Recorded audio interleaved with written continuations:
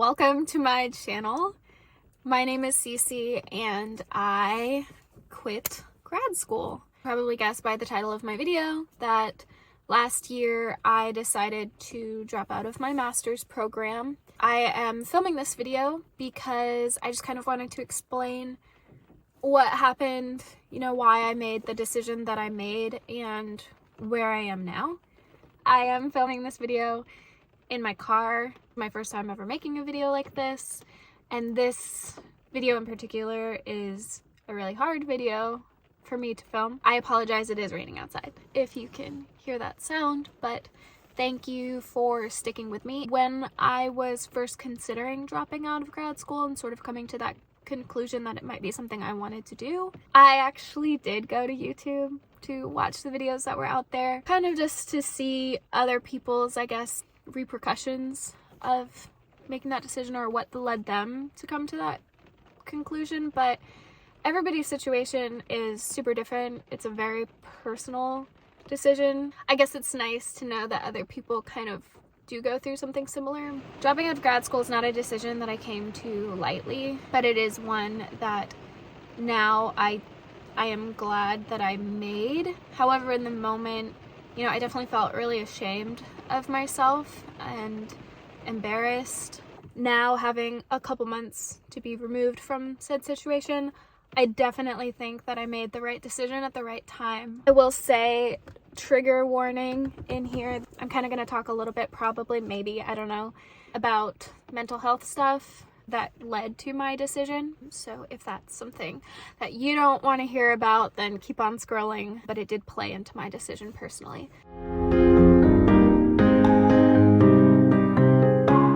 My journey with grad school, my backstory. I graduated 10 years ago with my bachelor's. I spent the last 10 years just kind of dabbling in different fields. My degree is in environmental science and policy, but my work experience runs the gambit of interpretation work as a park ranger, customer service tour guiding roles, all the way up to a lot of field work at sea doing fisheries and marine mammal stuff. When I decided to go to grad school, it was a decision I was making because I was having a challenging time moving up in the work realm. I wanted to take on more experience, higher roles, have a little bit more to do with data analysis rather than being the person in the field collecting the data. I thought grad school is a great way to get that experience from looking at the jobs that I wanted in the future. It was something that was a requirement. 2019 is when I decided to first try to go to grad school. It's also the year that I decided,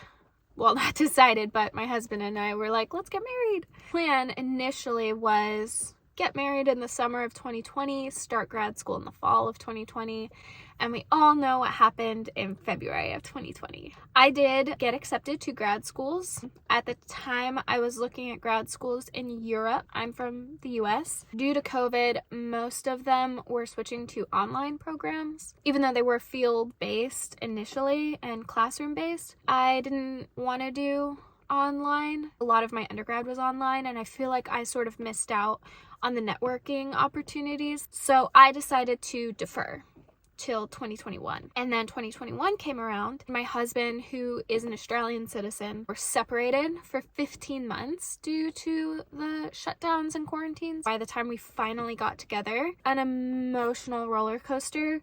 So going to school in the fall of 2021, we weren't really prepared to make that move. Instead, we moved to Australia. If you're wondering, why don't you go to grad school in Australia? As a non-domestic student, it was so expensive. I was not trying to pay a lot for grad school. Marine biologists, I don't know if you know, we don't make a lot of money. Investing more in this field is a big gamble. I really wanted to get it paid for or as cheap tuition as possible, but still be a great program, which I kind of thought the ones in Europe were. However, upon doing more research, I was like, you know what? I can probably get a paid for thesis program in the States, and so that is what I'm going to try to do. I spent most of 2021 applying to grad schools and reaching out to professors. I reached out to everybody I could, honestly. I actually emailed, I want to say 55 professors, which is a lot of work. I don't know if any of you have ever applied to grad school. There's a decent amount of work that goes into researching every professor and what they do and kind of coming up with a plan of what you want to do under them. I also reached out to a lot of my friends who were in grad school or had completed grad school. I even found people on LinkedIn who had studied under the professors that I was interested in or kind of had the jobs and the roles that I was interested in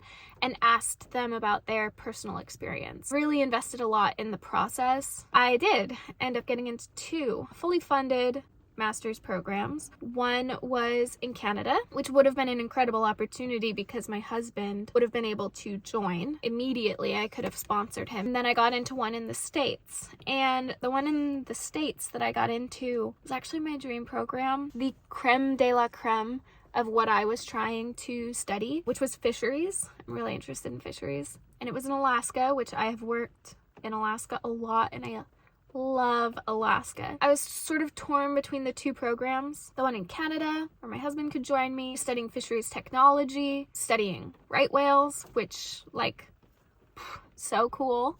And then the one in Alaska, which was a lot more lab-based. I would have walked away with the skill set that I definitely needed moving forward to take on the roles that I was looking at. However, my husband would not have been able to join me right away because he was not yet allowed into America for longer than 90 days because his green card was still processing. So that played heavily in my mind on which one I was going to decide to go to. Canada ultimately got nixed because I spoke to someone who went to that program. They did not have the best things to say, and it was sort of things that I was concerned about with my grad school program. That knowledge and having this other opportunity that I knew was going to be really good for me, even though my husband wasn't going to be with me. That factor played a lot into my decision to ultimately decide on the Alaska program. I left Australia in January to come back to the States to make some money doing my old job on boats. And then in May, I drove to Alaska, which is not a cheap endeavor, especially at the time. I think fuel was like $5 a gallon. It was just a big move, a really big move to take by myself. I started the program with a field season, and I will say the people at my program were amazing, like the nicest people, and everybody had such good things to say about my professor. They were very well respected and really, really kind. The program itself was like ultimately everything I could have asked for. It was funded. The networking opportunities were amazing. Professor himself, well respected, kind. The courses I could have taken, I mean, it was everything that I wanted. Everything that I had spent years working for. So I know you're probably thinking right now, like, okay, I don't see the problem. Why did you quit? I myself was not in the best headspace. I don't even know. This is a hard video to film. The last couple of years kind of hinted at just a lot going on for me personally in my personal life. Between the separation, everything that happened with COVID. In 2018, my husband and I actually went through a really hard time then as well that I'm not going to talk about right now.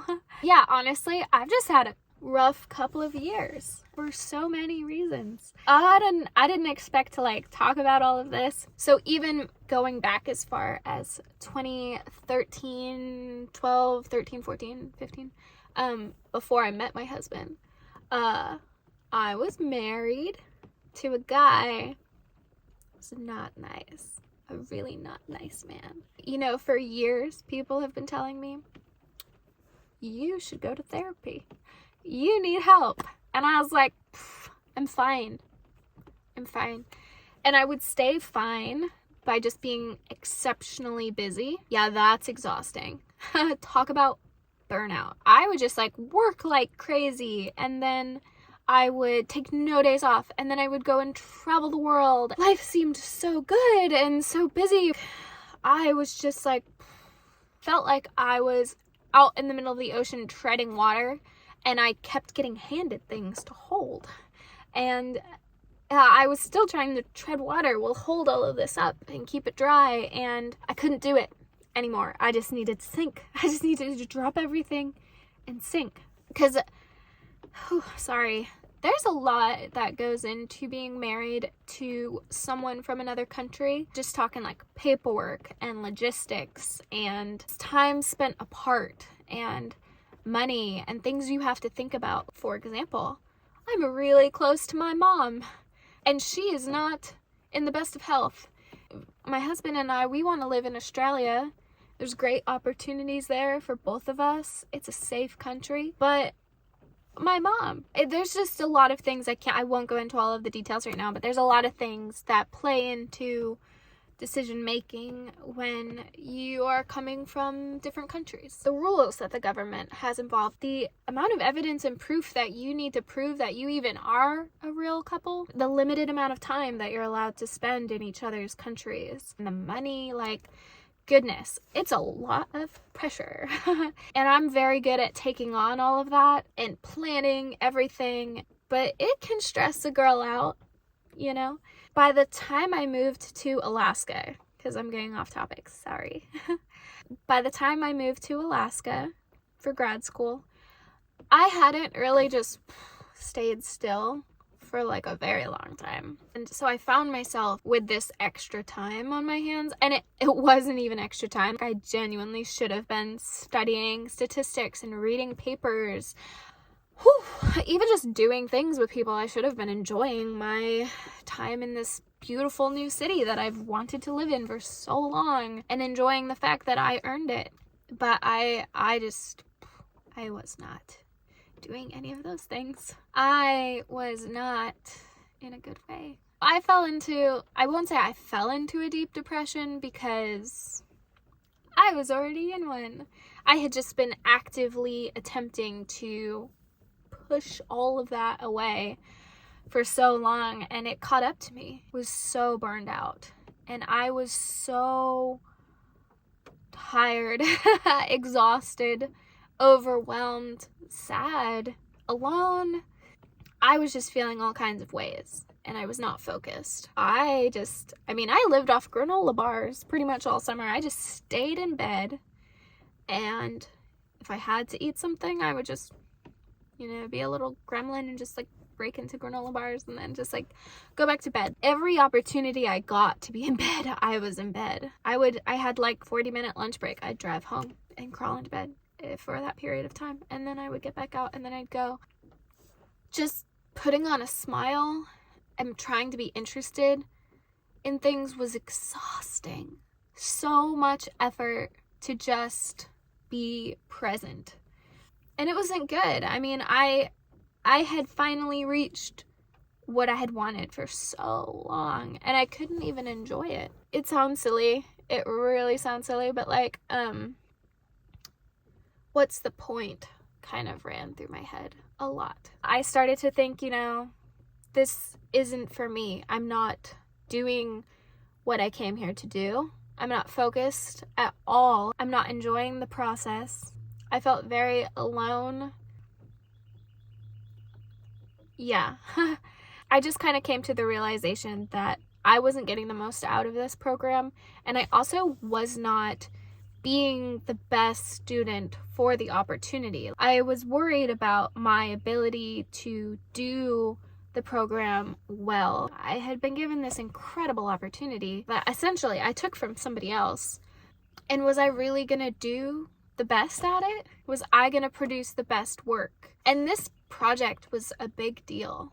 Groundbreaking stuff. There were so many collaborators, and more were getting added just in the first summer that I was there. I should be like, I want that opportunity for myself. But really, I just felt guilty. I took this from somebody else who could genuinely really enjoy it. A spot for another student that could get a lot out of it and could be a great asset to the team. And that's not me. I was just not in the right space for that. And I was angry at myself for that. I was embarrassed that that was a decision that I wanted to make. Yeah, just really disappointed in myself.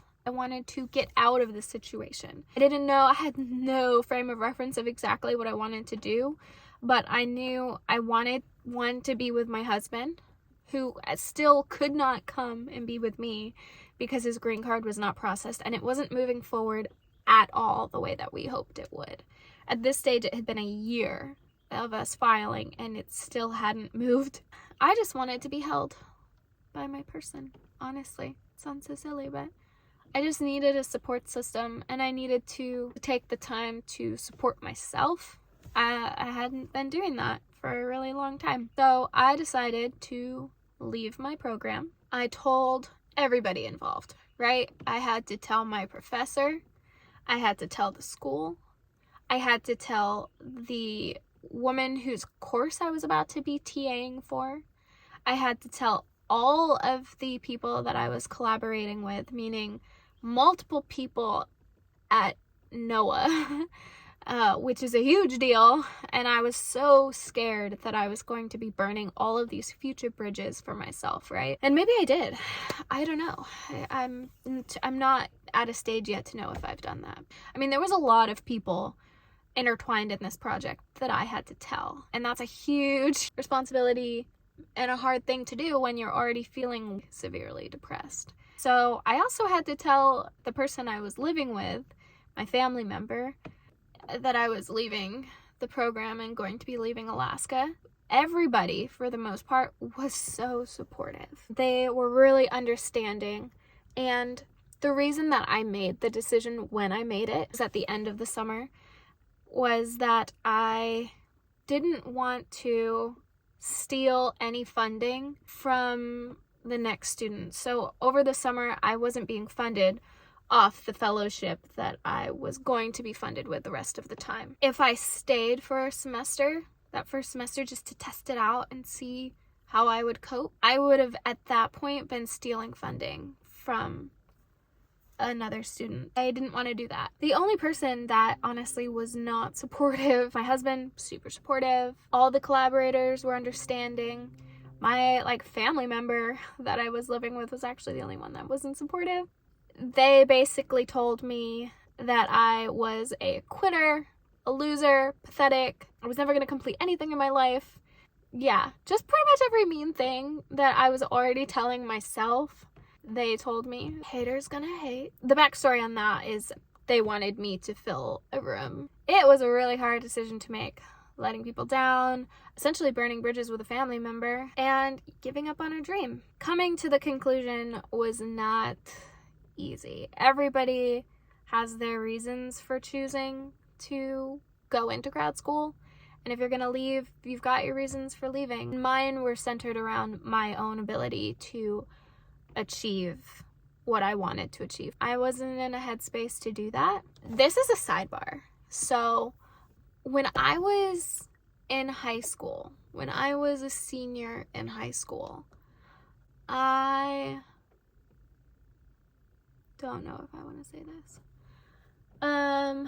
So when I was a senior in high school, I was raped by someone that I thought was a friend, but ultimately was just some loser 23-year-old skater dude who wasn't going anywhere in life.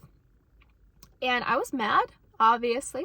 I didn't tell anyone about it for years. I had kind of told myself my revenge was going to be that I was just going to be really successful. When I was 23, I was going to have my master's and I was going to be this great scientist, high achieving individual. I wasn't going to be some loser who skateboarded and partied with teenagers and took advantage of them. I had it in my mind that I needed to go to grad school to be something, to achieve something.